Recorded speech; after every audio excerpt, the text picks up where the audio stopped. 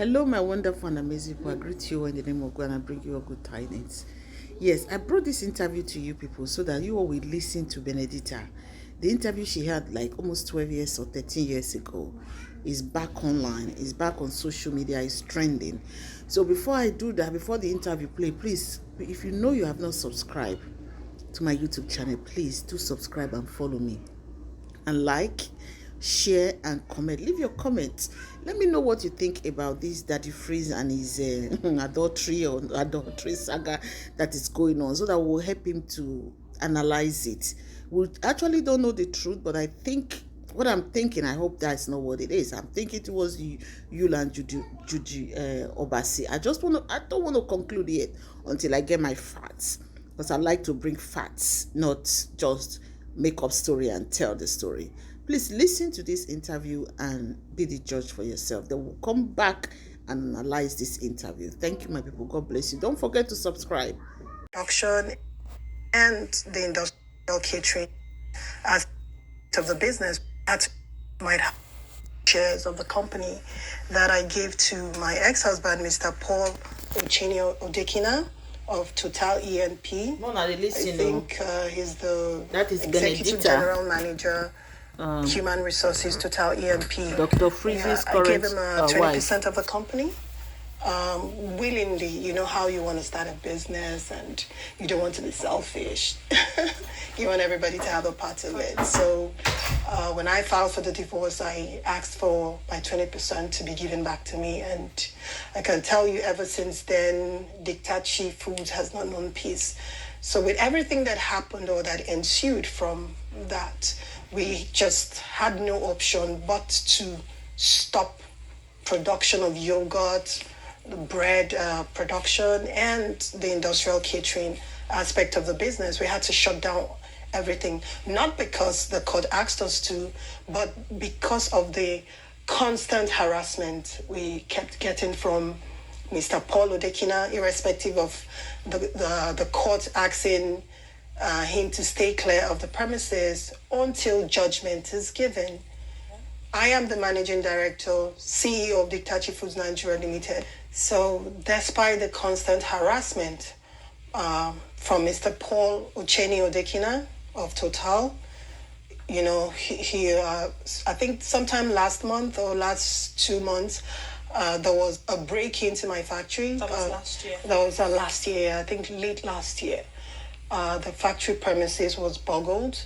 Most of our heavy machineries were vandalized, and some were carted away with. So my security personnel called me up the next day and told me, and I asked her to get the police involved. So upon inspection of the factory premises by the police to find out what must have gone wrong or who the culprits might have been, they came for the investigations, and they saw a driver's license of Martins Odekina.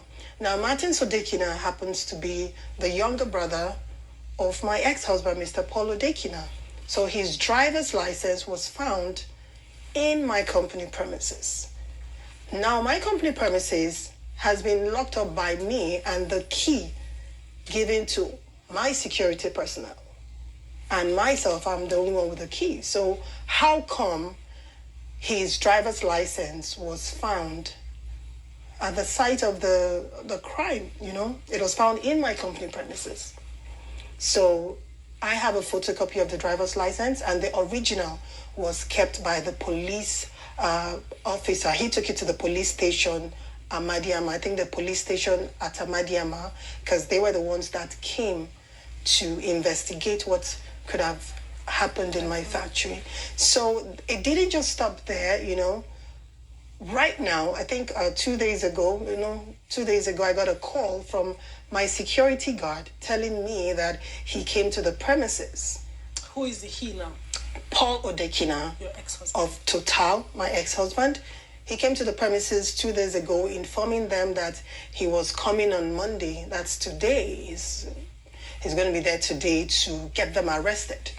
That they have no business securing my premises. This is a company that is owned by me. 20% only of the company's shares was what I gave to him. The factory is situated on 3 plots of land. 2 plots, we jointly bought 2 plots when I started this business in 2007 was when I started constructing. Okay. So 2 plots of the land is jointly owned by us. And then when the business grew, I bought an additional plot, solely my name on the land document, which I have here. So if you're going to look at it legally, if you do want to look at it legally, I have 2 plots of the land and he has just 1. But the factory situated on it is owned by me, and only 20% of it was given to him by me. So I see no reason why someone that owns a minority share should dictate who the security personnel of the company owned by me should be. So are you saying these whole issues are coming up because of the divorce case? Yes, these whole issues are coming up because of the divorce case. And for how long have you been battling this divorce? Since 2012 January. I filed for a divorce in 2012 January from Mr. Paul Odekina of Total, and we have been going back and forth. I mean, the case obviously is not ending for whatever reason. I do not know. Sorry that I ask this, but if it's been going back and forth, isn't it something that you could possibly settle amicably or to restore the marriage? We have therapy sessions, we have family that could intervene. Isn't it something that you could probably just sit down together and find a way to resolve this? You have kids, right? Yes, we do. Isn't it something you can possibly settle? No, no, it's definitely not. I filed for a divorce from him because of his sexual perversion. And there is a point where you get to as a human being when you realize that something or whatever it is you're in is never going to work. Because when I signed a contract to marry him, I believed I was, marrying a man that shared the same type of sexuality with me. Not to get me wrong, I do not have any issues with people that, have different sexual orientation. I do not have any issue with that. But when you come and you say you want to go into a marriage contract with someone, you both have to share the same sexual orientation. So when you get into that marriage and you find out that this was not what you bargained for, it's like you were tricked into the marriage. The marriage is a sham. It's not what you thought. For example, we got married in 2002. I filed for a divorce in 2012. I filed. For the 10-year period we were married, we actually had sex 11 times. I'm sorry. We actually had sexual intercourse 11 times in 10 years. He wouldn't let me sleep in his room. I have to stay in my own room. He would only come to see me when he thinks we should make a baby. Okay.